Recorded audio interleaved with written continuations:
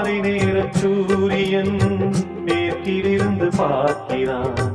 வேலியோர பூக்களின் வசந்த கீதம் கேட்கிறான்.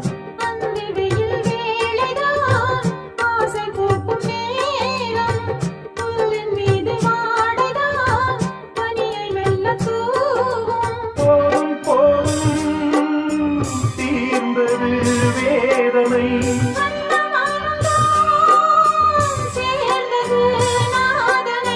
விரலை கண்டதும் நீட்டச் சொன்னது வீணை.